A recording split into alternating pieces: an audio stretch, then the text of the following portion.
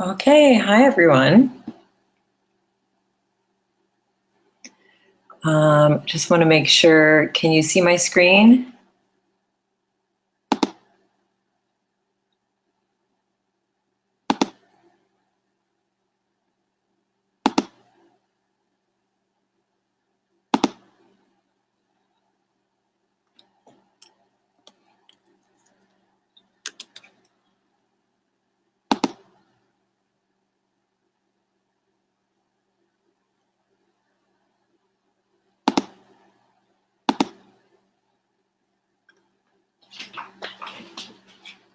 Okay, if someone can comment that they can see my screen, and if you can hear me.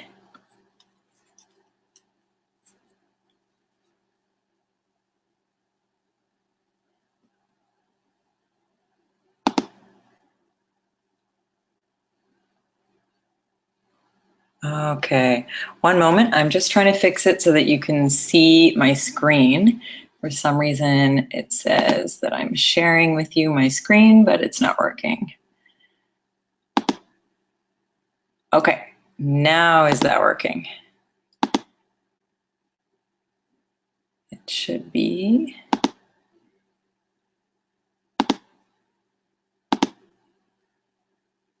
Okay.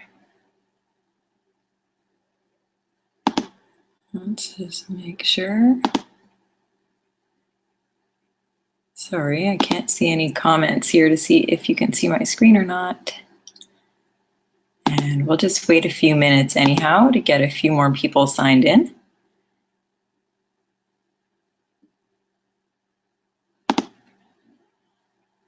Okay.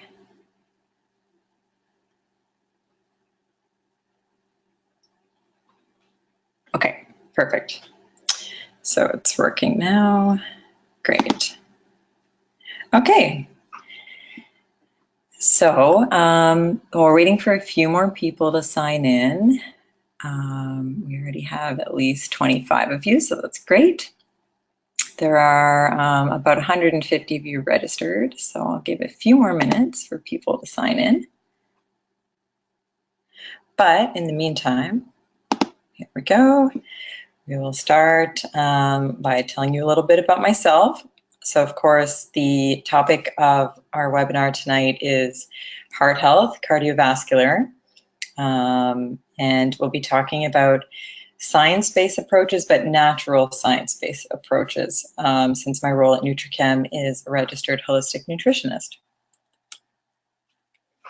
So who am I? You might recognize me from the supplement department at NutriChem or from the clinic. So I see clients in the clinic and I work also in the store. I specialize in digestive health, of course, being a nutritionist, and then one of my specialties is cardiovascular. And why? People ask me why. This is because 80% of early or premature cardiovascular disease can be totally avoided through specific healthy dietary and lifestyle habits. Now, I know that that sounds like a big claim, but we're going to talk about more about that, of course, and I'm going to show you some quotes from some of your trusted, from some trusted organizations who will solidify this for you. One quick moment before we get started.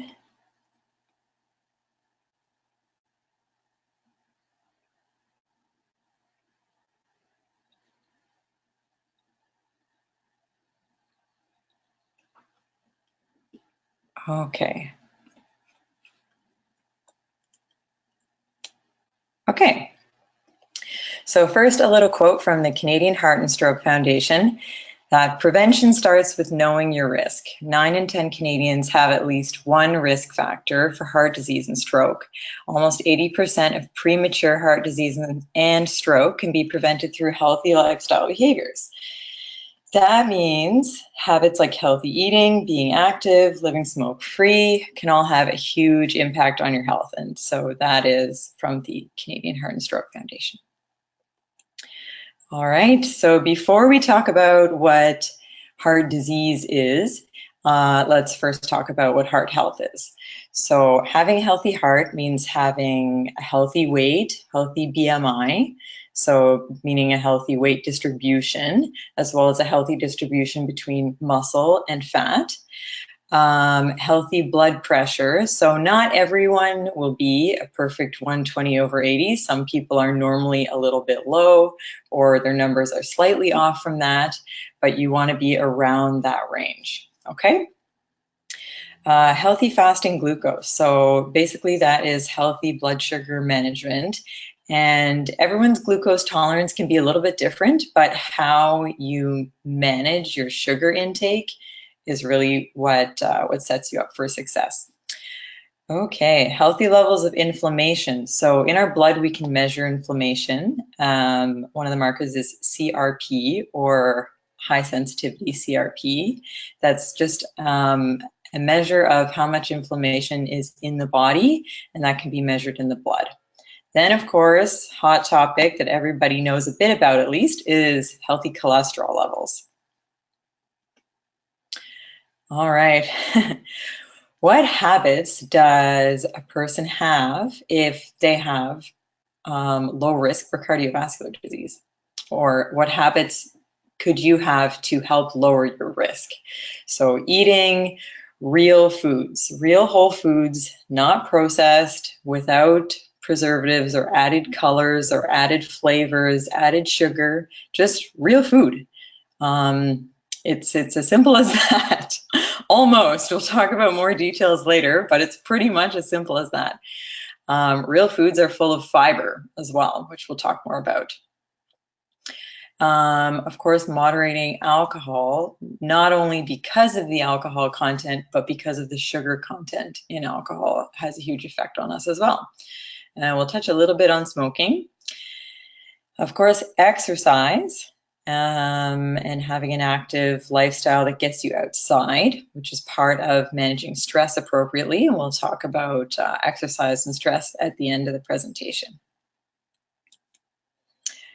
All right, so remembering throughout this presentation that approximately 80% of your risk is in your control.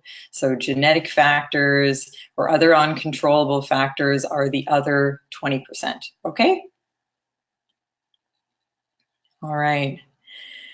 So family history and genetics, I'll just talk a tiny bit about this. Of course, some of our risk is partially genetic, but a large part of having a family history of heart disease is that bad habits often run in the family. So I like to joke that there are genetic bad habits. So probably if your parents grew up eating lots of sugar and enjoying their favorite junk foods, that throughout the more modern lifestyle, those junk foods have become more and more available and more advertised as regular foods. So then their kids will eat those foods more frequently, and their kids, etc. And families that tend to have sedentary lifestyles, the children will tend to have a more sedentary lifestyle as well. So there is one rare genetic disorder, hypercholesterolemia, and that is very rare and very severe. That can cause heart attack and stroke in your 30s. So if someone says, "Oh, heart disease runs in my family. My father had a heart attack when he was 69," it's probably not that genetic disease. There may be some genetic component, but not that specific disease. If you do have that in your family, then you need to speak to your doctor. Okay, so some medical concerns can affect your risk of heart disease. So if you're worried that you have another medical condition that affects your risk of heart disease, you need to talk to your doctor about that. There are some medications as well that can affect your risk of disease or your cholesterol levels, triglycerides. We'll talk about, of course, we'll talk about lifestyle factors that affect your blood pressure, cholesterol and triglycerides. But if there's any other health concerns or medications that you're on, that's a conversation for your doctor and or pharmacist. Okay.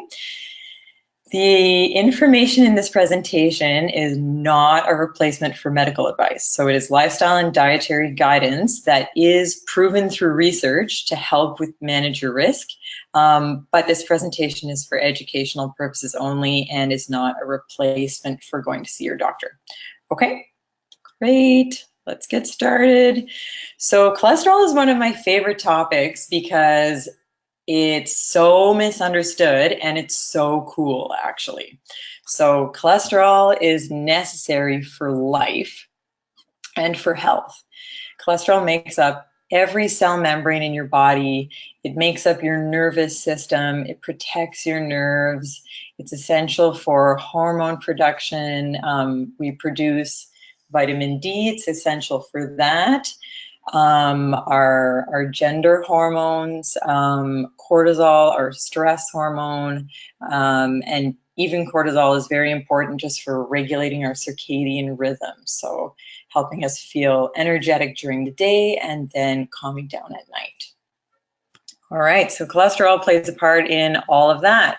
Cholesterol is also part of bile that comes out of your gallbladder to help you digest fats. Some new research shows that it may even act as an antioxidant, but that needs to be better understood. So cholesterol sounds like a pretty good thing, right? Right. So our liver can make all the cholesterol that we need. On average, our diets provide about 20% of the cholesterol in our body, and then the liver makes the other 80%. But if you eat more cholesterol, your liver will adjust to make less, and if you eat less, it'll make more, etc. So I want to explain good and bad cholesterol and why I don't like that people call it good and bad. Rather, I think we should just call it what they are: HDL cholesterol and LDL cholesterol. So I'll explain that. We're starting with the good, right? Good news first, I guess. Cholesterol found, HDL, or good cholesterol, is the cholesterol that is found inside high-density lipoproteins, which we refer to as HDL. So cholesterol is the same. The good and bad cholesterol are both the same.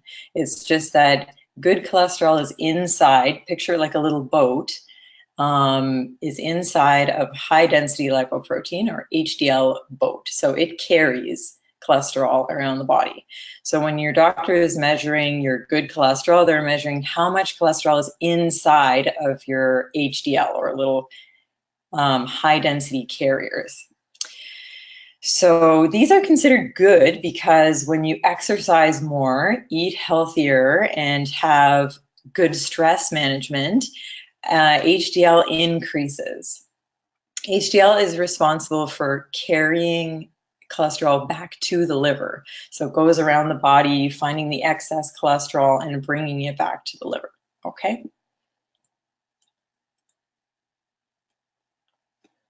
Okay, then there is LDL, which we call bad cholesterol, which is found just like the good cholesterol inside of a lipoprotein, or a little boat or carrier. But these ones are called low density lipoprotein, and that's because they contain more fatty material. So picture how fat floats on water, right? It's lower density. So these carriers, or LDL, carry cholesterol around just like HDL, but they also carry triglycerides, other fat-soluble nutrients, and they carry the cholesterol from your liver out to wherever it's needed in the body, whether it's needed to make hormones, or needed to repair a cell, or needed somewhere to repair your nervous system. It goes out to the body from your liver. So LDL cholesterol is considered bad because when we essentially have less than ideal lifestyle habits, LDL goes up. But what we don't think of is that LDL helps us repair. So it's replacing the cholesterol that needs to be replaced, or it adds cholesterol where the body needs more. It's actually a molecule of repair. So you can view it as the higher your LDL cholesterol is, the more your body is trying to repair itself. Okay, which brings us to the conclusion that LDL cholesterol is a symptom of a problem, not necessarily a problem itself. So if your cholesterol is high, the body is trying to repair. So actually your cholesterol will go up when you're sick, when you're injured, if you're going through some kind of aggressive treatment like a cancer treatment, your LDL naturally will go up because your body is trying to repair itself. Same thing with if we're eating a lot of toxic foods. Yes, you get the picture. Okay, so we'll talk a few more details about cholesterol so you understand it well, then we'll dive into the diet stuff. So why the bad reputation? Why did cholesterol get such a bad reputation, or LDL specifically? So when there's damage in our arteries, our body needs to repair the damage. And as I told you, LDL cholesterol is used for repair. So your body makes, you can picture it like a scab, which will have cholesterol in it. So you're going to find cholesterol in the scab, basically inside the artery. The scabs aren't perfect, and just like a scab on your skin, it's kind of rough. So as blood rushes past it, more cholesterol and calcium and other molecules can get stuck to the scab, creating a plaque, okay? But the plaque is there because your body was trying to repair itself from damage. So we're going to talk about how to avoid that damage. All right. So when can cholesterol cause problems? Essentially, if your cholesterol carriers become damaged, it's possible for them to damage your arteries. Also, if we have too many oxidants, so from pollution or from processed food, even from stress, our body produces oxidants. I think most people have heard of antioxidants, which are healthy nutrients that actually help to fight oxidants. Oxidants cause us damage in the body. They literally age us faster. Okay. Yes, so LDL can become damaged. Also, under certain circumstances, such as when our triglycerides are high, because I mentioned that triglycerides are also carried around inside your LDL, little carriers, picture them as boats. So when your triglycerides are high, then your LDL carriers actually become more numerous, which can also lead to risk of damage in the arteries. Okay.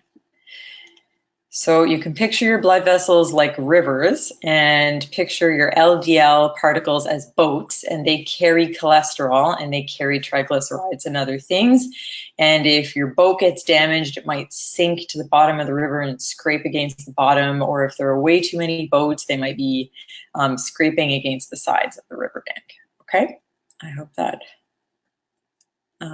gives you a good picture, a good visual. A little bit about blood pressure before we move on to our healthy diet. So blood pressure is largely influenced by our mineral balance or electrolyte balance. Our entire muscular system is very influenced by our mineral balance, because muscles use minerals like calcium for contraction and then minerals like magnesium to relax. And remember that your heart and all your blood vessels is a muscular system, okay?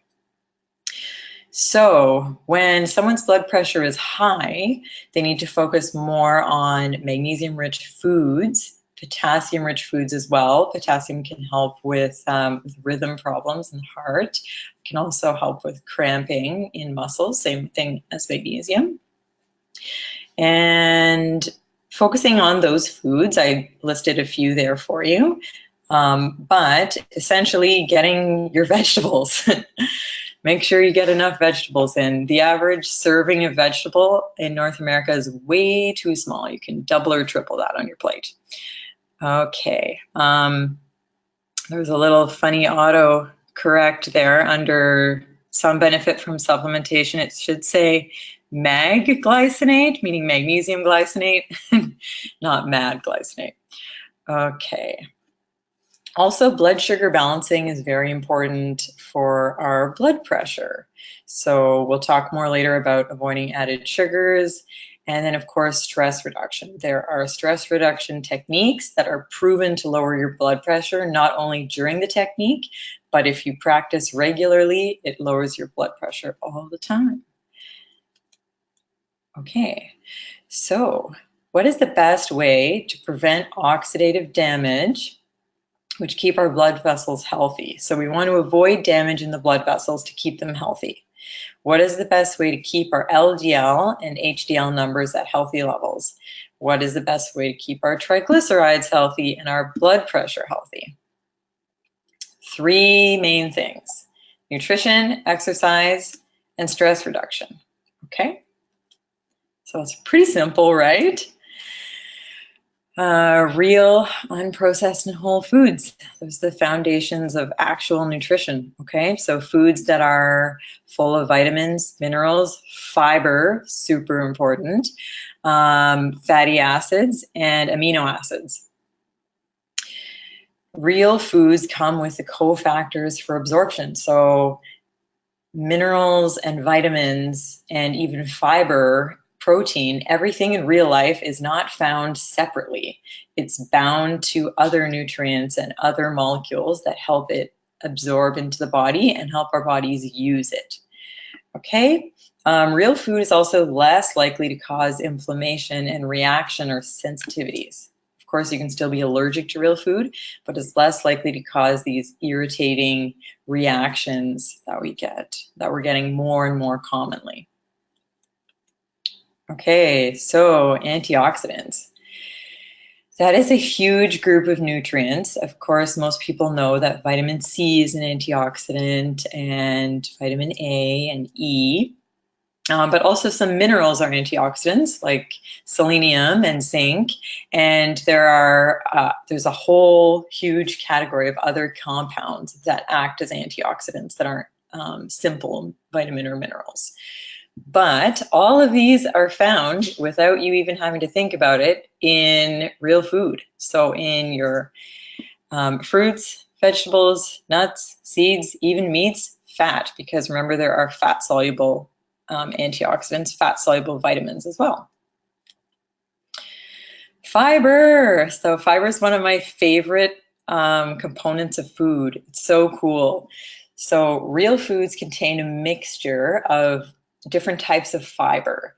So the main components of fiber are that they can be soluble, insoluble, viscous, meaning they thicken the contents of your intestine, and fermentable, meaning that parts of food that are fermentable aren't digested by us, but they're actually digested by our bacteria, by our microbiome. Fiber keeps you regular. It actually lowers your cholesterol. The more fiber you have in your diet, the lower your cholesterol, or the lower your bad cholesterol gets. And having a lot of fiber in the diet helps with blood sugar balance. It keeps you fuller longer. Okay, fats. So looking at the best sources of fat, cold water, fatty fish, of course, olives and avocados, nuts and seeds as well, even egg, and unprocessed meats, grass-fed or pasture-raised are healthier if you have a farmer who lives near you, or if you occasionally can drive out to a farmer. That's pretty fun, and get some real eggs or some meat that's had a natural diet. We'll talk a bit about why that's better later. Traditional fats. So in your diet, you want to focus on traditional fats, meaning the fats that human beings have eaten forever and ever and ever. These are important because they have a natural balance of vitamin A, E, even vitamin D, and vitamin K. So non-traditional fats would be newer oils. So like canola oil, soy oil, corn oil. Those are more modern fats, and the reason why I don't encourage them so much in the diet is because they're higher in omega-6 fatty acids. So those fats are necessary for health as well, but in balance with omega-3 fatty acids. These oils are higher in omega-6 than omega-3, which can give us an overactive inflammatory response. And any disease ending in an itis is an inflammatory disease. So think of how many of those there are. Okay. Deep fried foods are fried in rancid fats, so fats that have been repeatedly exposed to heat, air, and light. So I'll tell you, I love my French fries, but I keep them for a special treat because they're not part of a healthy diet, okay? They're a treat. All right. Hydrogenated fats, I think that's pretty much been beaten to death in the media when everybody discovered that margarine wasn't really good for you. But hydrogenated and partially hydrogenated fats still sneak their way into a lot of packaged foods. So a lot of crackers, cookies, any kind of baked good. Okay.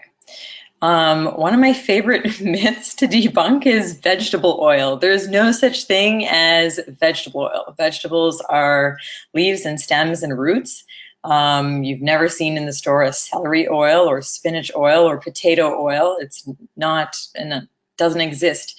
So the health food industry made up a term, vegetable oil, which makes cheap grain and seed oils sound healthier, basically. So soy oil, corn oil, and if something says it's a blend of vegetable oil and doesn't tell you what's in it, personally, I wouldn't buy that oil because it doesn't even tell you what's in it, right? Typically, they're a blend of soy, corn, cottonseed, and or canola. They can sometimes have some sunflower seed maybe as well in there. Those are all oils that are high in omega-6 fatty acids, again, contributing to inflammation, including inflammation in the arteries. So the reason why we're focusing on avoiding omega-6, avoiding having too much omega-6 in our diet is because inflammation in the body is also inflammation in the arteries. And inflammation in your artery equals damage equals plaque, okay? So ideally we want our diet to have at worst a 4-to-1 ratio of omega-6 to 3. So 4 omega-6 to 1 omega-3. It seems anthropologically, looking back from what they could see, probably original diets were closer to 1-to-1 ratio. But today, with a lot of livestock being grain-fed and then eating a lot of these new industrial seed oils or legume oils like the soy oil, our current diet has 16-to-1 ratio. The average person, anyway, has a 16-to-1 ratio. So that certainly contributes to heart disease. Okay. Does eating fat increase your cholesterol? So first of all, it depends on what kind of fat, but also if you fed a large group of people a higher fat diet, including all types of fat, including some saturated fat, you would see a huge variation in what happens in each person. So some people, their LDL will go up. Some of it will go up at first, but then down later because the liver has time to adjust. If you keep your diet consistent, some people, their LDL won't change at all, changing the fat in their diet. And other people, their LDL might actually go down if the increase in fat actually helps them manage their blood pressure. Manage their blood sugar better. because fats help us have a more consistent blood sugar. So the people whose LDL goes up, that's about 25% of the population. Sometimes they're called hyper responders. Will see an increase in their cholesterol when they consume more saturated fat. But often in those people, they'll see their total cholesterol go up, so LDL and HDL, and it doesn't necessarily affect the ratio. So when your doctor tells you that your cholesterol is bad, they mean that your LDL is too high compared to your HDL. So also in long-term studies, the cholesterol doesn't seem to go up as much. So if you add fat into your diet at first, or if you add more saturated fat into your diet, at first your cholesterol may go up, but over time your liver will become accustomed to the amount of saturated fat that you're eating, and then your cholesterol can equalize. Eating a healthy balance of fats, so having your unsaturated, monounsaturated, some saturated fats, it actually helps us lower our risk of heart disease, but it has to be real fat, not processed fat. Okay, so why for some people does their cholesterol go up when they add fats into the diet? The answer is really that their diet previously in their life contained too much sugar and or alcohol. So the liver, when we're eating too much sugar and we can't store it into the cells, it ends up getting turned into triglycerides and into fat in the liver. You've probably heard of fatty liver disease. There's alcoholic fatty liver disease, but also non-alcoholic fatty liver disease, which is just a product of a diet too high in sugar and simple carbohydrate like flour. Okay, so fatty liver is linked to heart disease. Best fats for cholesterol. So whether your cholesterol is high or not, anyone can enjoy these fats without any guilt, okay? So we're thinking Mediterranean diet. Fatty fish, you want them to be cold water fatty fish, so salmon, sardines, mackerel, bass. Of course, we know about olive oil and olives. Avocado is also a great source. Nuts and seeds that are higher in omega-3s. So some nuts and seeds are higher in omega-6s, which are still okay to eat. They're a natural food. But if you're at risk for heart disease, you want to focus more on ones that are high in omega-3s. So chia, flax, walnut, etc. I have a little list for you there. Small to moderate amounts of saturated fat are normal in the diet and are healthy. So a healthy person eating saturated fat, basically having a normal amount of saturated fat in your diet is healthy. Your liver actually likes you to eat some saturated fat, and it uses it to make good cholesterol. Okay. Also, natural foods contain a combination of all different kinds of fat. Even olive oil has some saturated fat in it. Avocados have some saturated fat in them. So again, a food is not like a supplement. It's not just one thing. It's a combination of everything, just in different ratios. Fish. So how much fish is recommended for cardiovascular disease? At least 3 servings is what's recommended, and 6 if someone actually is already at higher risk.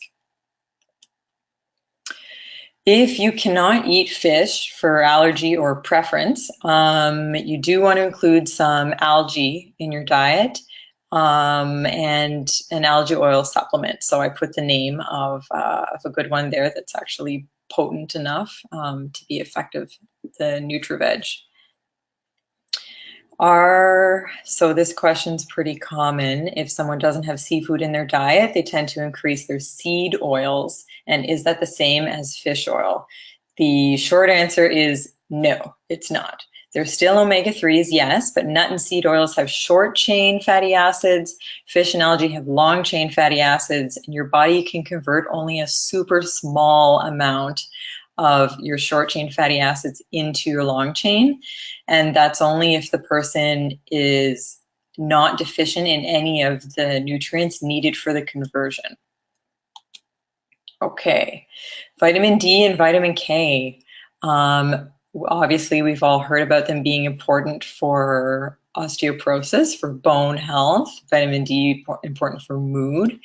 But taking them together is shown to keep the arteries healthier and minimize calcification in the arteries. And part of that is because vitamin D and K together direct calcium from the blood into the bone and build a really healthy bone matrix to keep it there. Okay. Differences between vitamin K1 and K2. So K2 is, we do get some made in our own body by the bacteria in our digestive system. So again, that's our microbiome.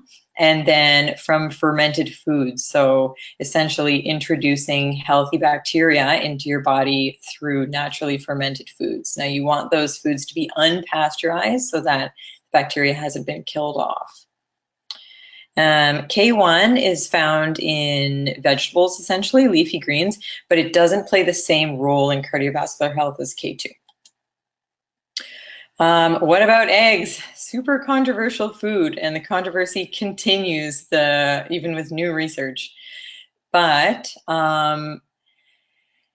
eggs are a super nutritious food. So I don't know, there's somebody with beef against eggs, just trying to showcase them as not a healthy food. And then there's just as much or more research debunking the research that shows that eggs aren't healthy.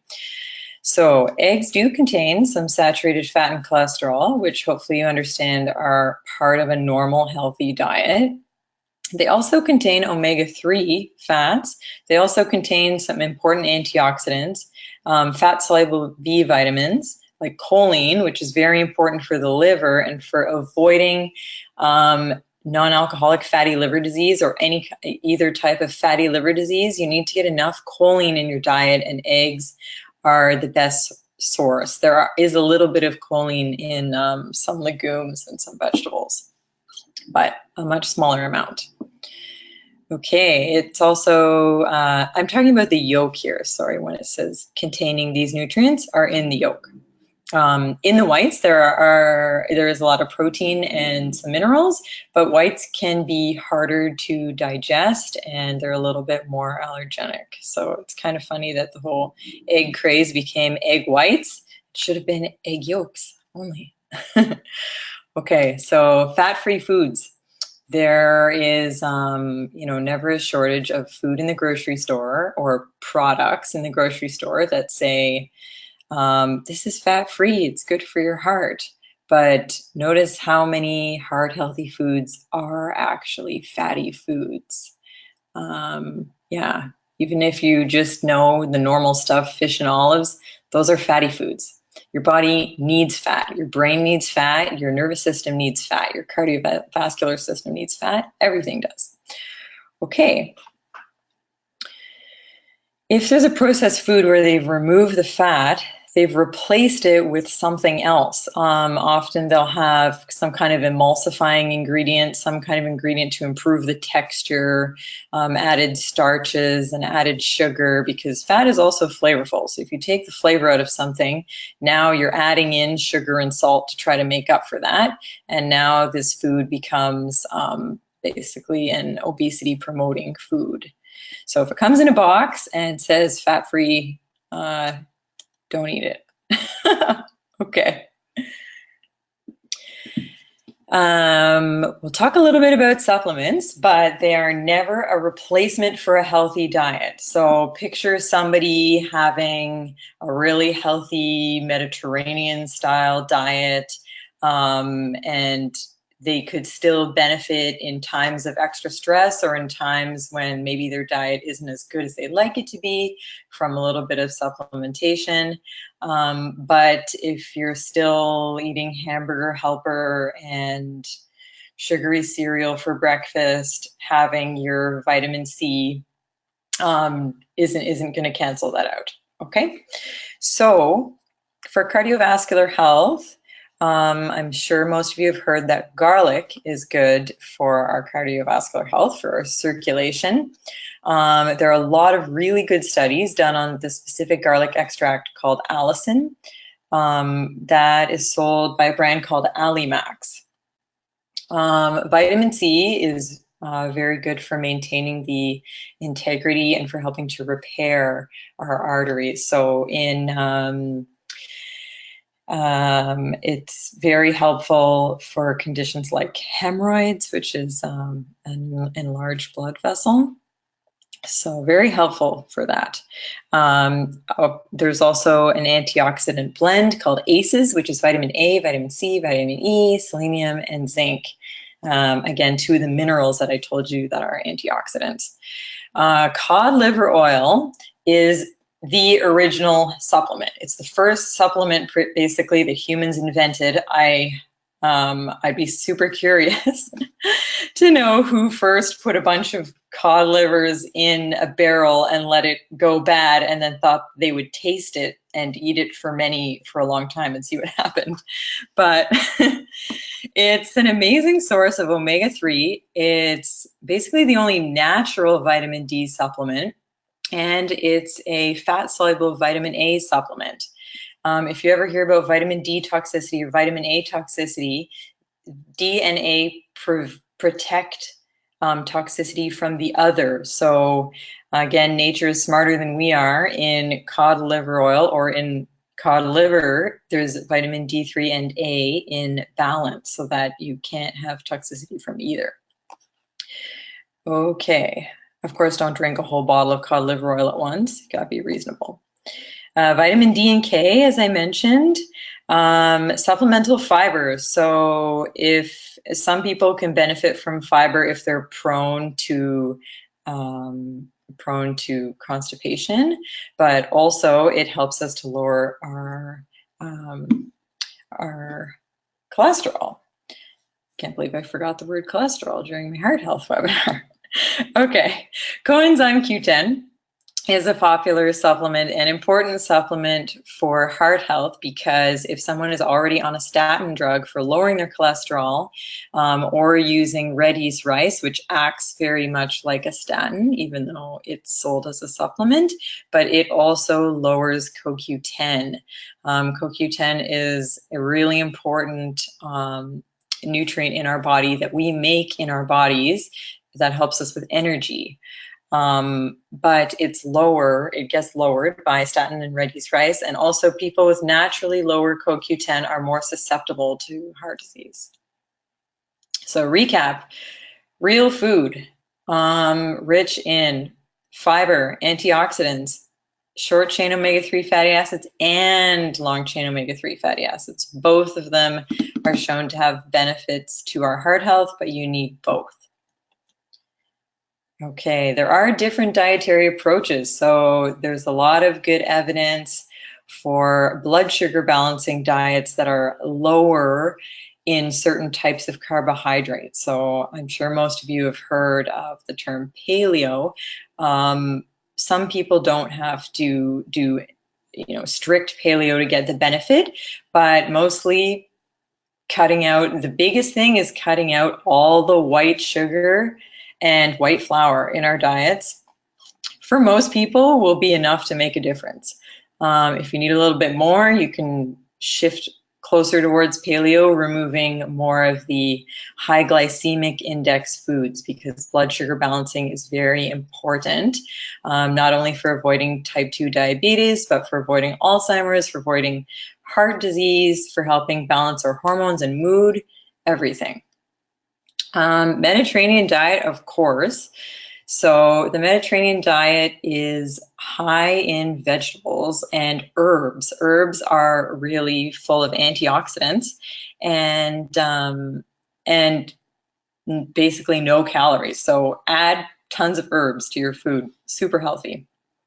Of course, it's a diet that's high in omega-3 fatty acids, both from seafood sources and from plant sources. Also, some people have good results with a high fiber plant-based diet as long as you're getting enough protein and fat in your diet. And that goes for all diets, actually. You need to get enough protein and fat to balance your blood sugar, and you need to avoid processed foods, added white flour and white sugar. So that goes for any style of diet. Okay, lifestyle. So everyone said smoking is bad, okay?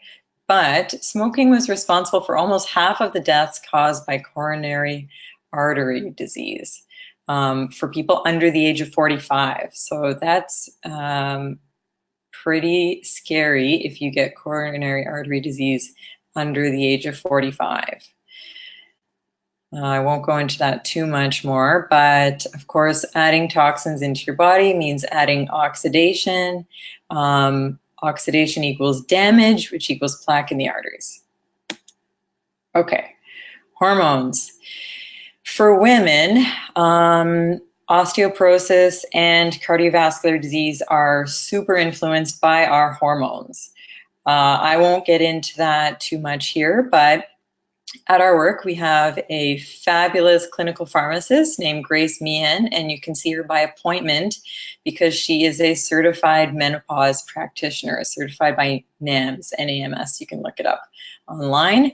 And she helps people manage their hormones through diet and lifestyle, but also specializing in using bioidentical hormone therapy rather than some of the other hormone therapies that can be taken from other animals or that are synthetic. Okay. Birth control pill, anyone on birth control, just make sure that you're understanding the risks associated with cardiovascular disease, especially if you also smoke. Exercise, okay. Exercise improves our cholesterol. It raises HDL and lowers LDL. It helps with blood pressure. It helps with reducing stress and anxiety. It improves your strength, balance, energy. A very simple recommendation here is to get different types of exercise in your life. So anything from walking to some more moderate types of exercise, all the way up to more strenuous types of exercise, and a variety. The key to making exercise a normal part of your schedule is to find something that you like doing. Obviously, if someone says you have to go into a gym and lift weights and that sounds like torture to you, then you're never going to do it. So find something that you like doing. Okay, stress. So in our new modern society full of technology, we spend a lot of time inside on technology. We spend more time alone. We spend more time dwelling and worrying. We spend less time relaxing, less time having fun, and we eat more processed foods. So I don't know how we think that we can be healthy having such an unnatural lifestyle. We forget that we're animals. So stress does contribute to high blood pressure. It actually creates oxidants in the body. So it ages us, which contributes to damage, to some cellular damage, if we're chronically stressed. Some types of stress are good, of course. So I'll tell you, I'm a little bit, like my stress a little bit higher doing this webinar, but that's so that my memory is quick. I can think of my words, hopefully, and I can remain energetic for you because I know I have a really low lethargic voice for a woman. Okay, Harvard confirms stress contributes to heart disease. I put some links in the last slide if you're interested in reading more about the subject. I put links to interesting articles. So getting into nature is,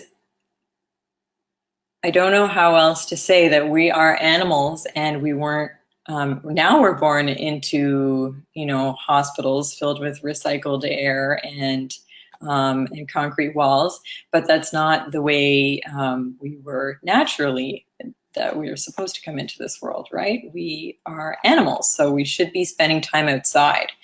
There is research, a lot of research on stress reduction and being outside, but Stanford says people who walk for 90 minutes in a natural setting, as opposed to people who walked in high traffic urban settings, show decreased activity in regions of the brain that affect depression. I was going to show you that funny commercial called Nature RX, but we're getting a little bit tight on time. So if you wanted to look up on your own time, YouTube, there's basically a pharmaceutical commercial for nature, and I just love it. It's it's so perfect. Okay, so Dr. Herbert Benson is one of the coolest people I've ever heard of. He studied meditation in the 70s, obviously, and found that people who meditated every day for 30 minutes had better health than people who didn't. And he was able to measure that specifically using the same meditation. So he put together a meditation that included what he thought were the most effective parts of meditation. He removed everything about God and gurus and all of that out of the meditation so that it was appreciated by a larger audience, and then measured their health, blood pressure, inflammation, stress response, how they reported their anxiety, measuring cholesterol, and heart disease. So, surprise for all of you, we are going to do a little guided meditation. I'm ambushing you with this, and you can't say no. So, I'm just going to read the first part of his meditation. It's kind of 3 parts, but we're just going to do the first part, and you don't have to do anything. You just have to sit exactly where you're already sitting and listen. I'm going to use my meditation voice on you, so you might fall asleep. All right. Sit in a chair, lie on a bed, and get comfortable. Close your eyes and direct your attention to your toes and your feet. Begin to feel a wave of relaxation move through the feet. You may notice a sensation of warmth, tingling, heaviness, or you might just feel your feet against the floor or your shoes. Whatever you feel is fine as long as you pay attention to your feet. It may help to visualize relaxation moving through your feet. Now feel or visualize relaxation moving through your calves. If it helps to picture the relaxation as a calming color, you can do that. Next, the relaxation is moving up your thighs. Take time to notice how relaxed your legs are becoming. Now feel the relaxation move up to the stomach, up to the chest, your shoulders, now over your back. Take time to notice your upper body becoming more and more relaxed. Feel relaxation moving into your hands, where again, you might notice a sensation of warmth, tingling, or heaviness. Or you might just feel your hands against your body or chair. Whatever you feel is fine, as long as you're paying attention to the hands. Feel or visualize relaxation moving up your forearms, into your shoulders,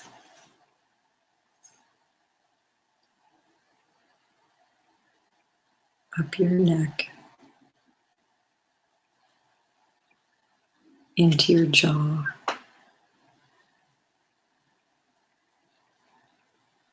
cheeks, eyes, forehead, and even the top of your head. Relaxation has now moved through your entire body, which is becoming more and more relaxed. Take a few moments to concentrate on the whole body's relaxation.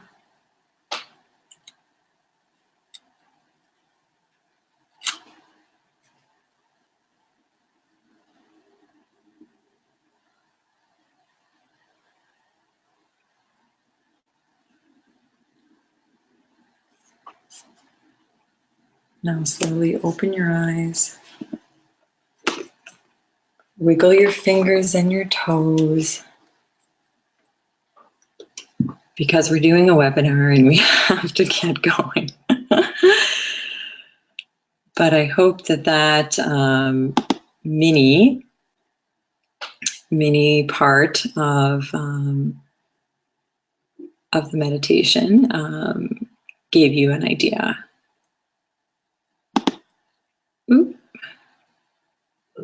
Oops. Apparently I got too relaxed there. Okay. So recap, now that you're all relaxed, your prefrontal cortex is relaxed, so you can take in any new information that you hear. Keeping your blood pressure and cholesterol at healthy levels minimizes your risk of disease. And to do that, you want to eat a natural diet that is full of antioxidants, minerals, fiber, and omega-3 fatty acids. Remember that supplementation can help, but doesn't make up for an unhealthy diet. Exercise using different types of activity that you enjoy so that you can commit to doing it regularly. Take time for fun. Get outside and manage your stress by calming the nervous system.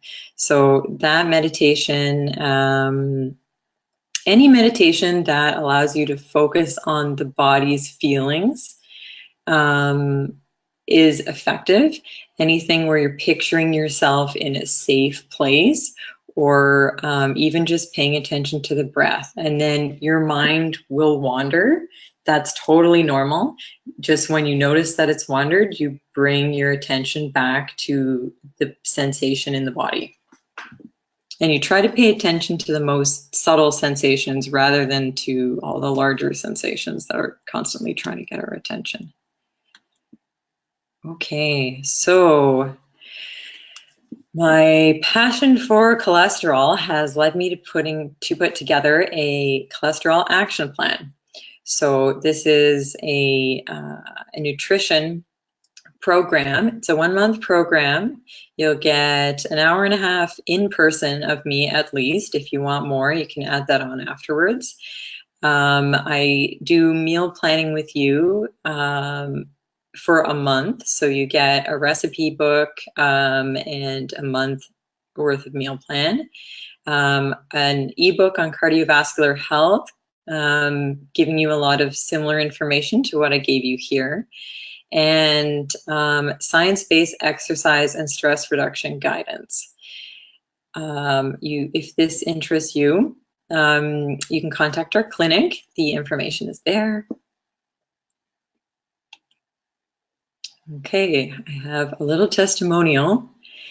In 2017, I had the pleasure of working with Lauren to learn about how to eat better, feel better, have more energy, and a better quality of life. I always believed that I generally ate well and healthy./However, I had no idea the impact of my food and nutrition choices were having on my well-being. Before working with Lauren, my blood pressure was around 45/90, and my doctor told me that I might have to start taking medication. Working with Lauren on my diet, I was able to avoid needing medication. My blood pressure is now perfect, and I lost 20 pounds. So that that was one of my first cardiovascular clients, and that kind of sparked my passion for this area. Okay, so thank you so much for joining me. We're pretty much done, but I wanted to tell you that you'll be getting an email afterwards with a link to the recording, so you can listen to it again, or if you missed the beginning, or if there's someone else in your family who wants to watch, you can watch it another time. And as a thank you, I'm offering you 15% off of Nutrichem's vitamin D and coenzyme Q10 in either of the strengths. This was just a list of interesting articles you might like if you're into that. And thank you so much. I'm going to open up the little question section if I can find that again.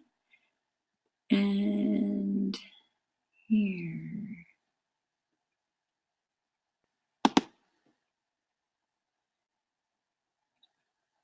Question, is oatmeal a good choice? That depends on the person, and there are a lot of different types of oatmeal.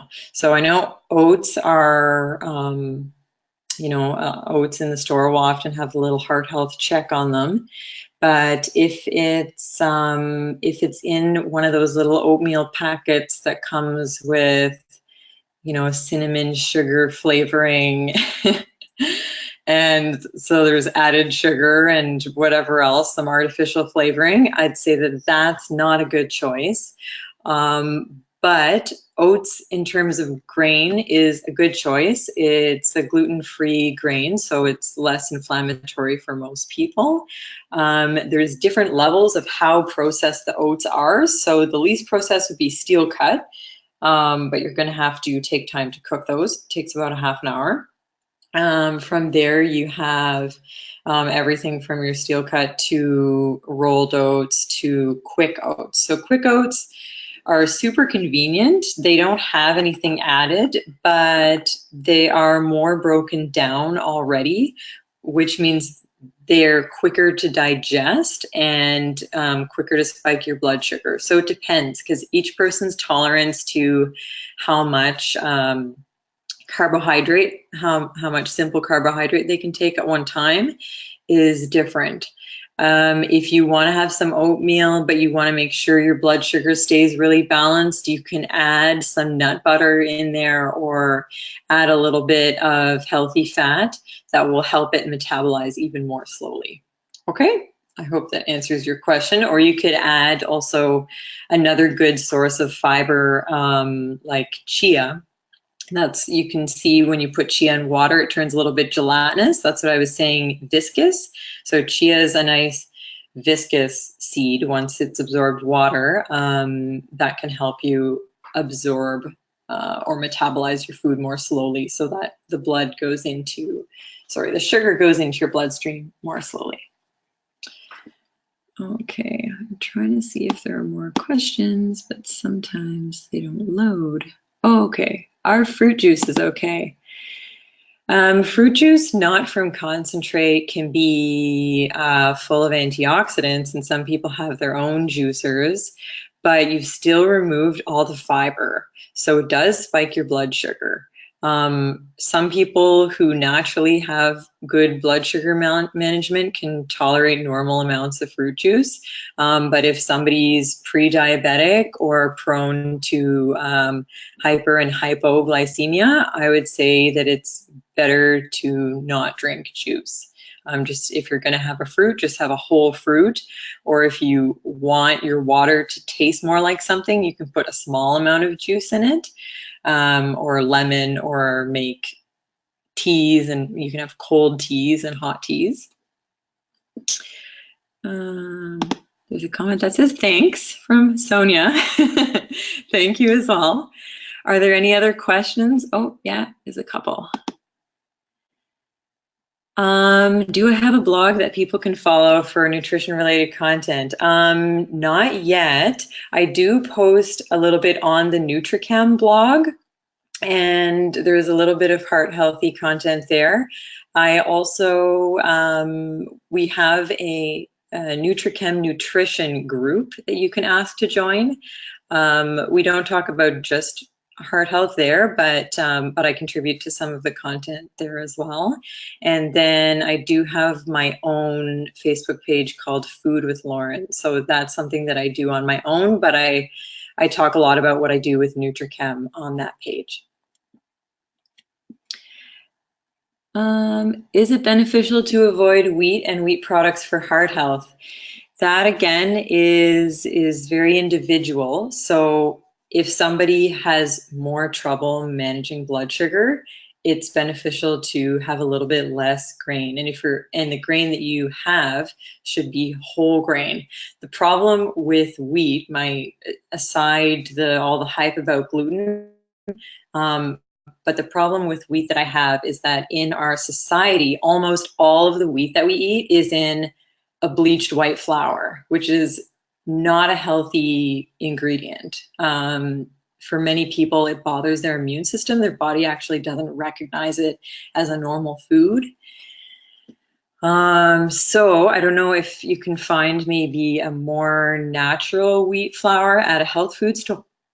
Pardon me, my mouth is getting dry. At a health food store, or maybe even actual wheat berries. Who's even seen an unprocessed grain of wheat? Not too many people. So that's my thought on wheat. If you can avoid white flour, it's beneficial to your health no matter who you are. If gluten doesn't bother you at all, then find ways to focus on whole wheat. It probably will be more expensive finding sources of whole wheat because it's not very common, so you'll probably have to go to a health food store. Okay, what about coconut oil and cholesterol? So coconut oil is a natural, traditional oil. As I mentioned, we want to focus on eating foods that have been eaten for centuries. But coconut oil is high in saturated fat. So if you go back to the slide where I talk about saturated fat, it's very individual. So for some people, increasing the saturated fat in your diet can increase your cholesterol. For other people, it won't increase it at all. For me personally, I eat probably 2 to 10 eggs a week, and I do use coconut oil when I'm cooking with heat, because using a delicate oil like an olive oil, it damages the oil once it starts to heat, especially if you see that it's smoking. You've now damaged that oil and removed some of its beneficial properties. But for me, I include a lot of fat in my diet, and I never had my cholesterol go up. But I also minimize sugar in my diet, added sugar. So it depends what the rest of your diet looks like, and it depends on how much you respond to adding extra saturated fat into your diet. The only way to find out is to have your cholesterol measured. So go to your doctor and have your cholesterol measured, and then you can see, based on how you've been eating for the last few months, how your cholesterol is responding. I hope that answers your question there. Recommendation regarding weekly quantities of grass-fed beef. You can have beef a few times a week, especially if it's from a good source, so that it has a higher content of omega-3 fatty acids instead of omega-6. So same thing, when we eat more omega-6 fatty acids, our body becomes full of more omega-6. So when any other animal eats more omega-6, then their body becomes more full of omega-6. And then going up the food chain, that passes on to us if we have meat in our diet. So like you said, good quality beef, you could have that a few times a week. You want your serving to be about the size of your palm. And anytime you're having any kind of animal-based protein, you want to make sure that you're getting still a huge heaping of vegetables and if you want to add some more fiber or starch to there, you can have some potato or legume or whole grain, but you want the largest part of your plate to be vegetables, regardless of whether you're adding in meat or not. Sheena says, thank you. Thank you, Sheena.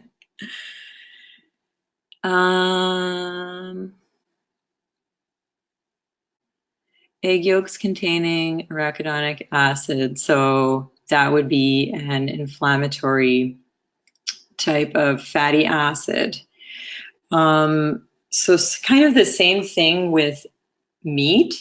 Applies to eggs as well. So if you know someone who has a couple chickens in their backyard and their chickens just run around eating the little seeds and grass and whatever they want to eat, their varied diet will give them a naturally higher omega-3, lower omega-6 content, which will make the fats less pro-inflammatory.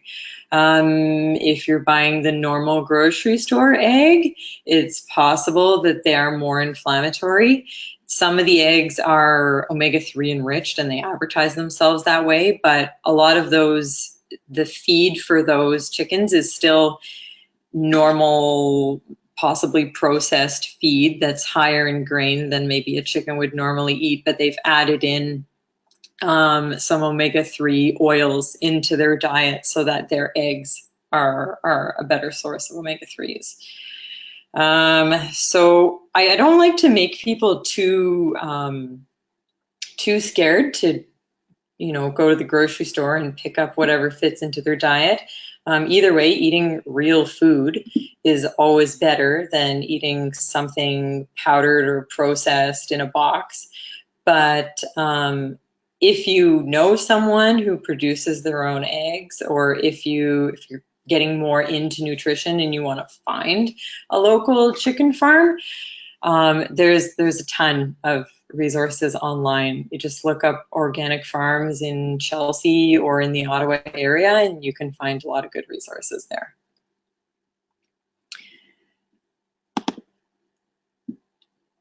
Okay, someone has a question about beef liver. This will be the last question because it's almost 8:15. Liver is a super healthy food that used to be a more regular part of the human diet and is less regular now, of course. It is a source of cholesterol, but it's also, as you're saying, so the question here is grass-fed beef liver as a source of cholesterol versus needing iron for anemia. So I mentioned it's normal to have some cholesterol in your diet. Even plants are full of cholesterol. It's just not called cholesterol. It's called plant sterols. But because you don't see that building up in the plaque in your arteries, you know, we don't focus on that. Cholesterol is a normal part of life. So having some cholesterol in your diet is totally fine. You don't need to be scared of having some cholesterol in your diet. That being said, if your doctor is saying to you, I need you to lower your cholesterol, or you have to take a medication, you can minimize the amount of cholesterol in your diet, but what you want to focus more on is getting lots of fiber and vegetables, because remember I told you fiber actually lowers your cholesterol because it helps carry the old cholesterol out with your stool. Yes, liver is a good source of iron. It's a good source of choline. It's a good source of vitamin A in the form of retinol. So if you include some liver in your diet, it's a very healthy food choice if you're able to do that. Okay. Thank you so much, everyone. Again, if you want to inquire about the Cholesterol Action Plan program, just get a hold of our clinic. It's the one on Richmond Road, 1303 Richmond Road. And you can, of course, find us online, or the contact information is on the slide near the end of my presentation. I'll just bring it up for you here. And then I will say thank you so much. Have a good evening.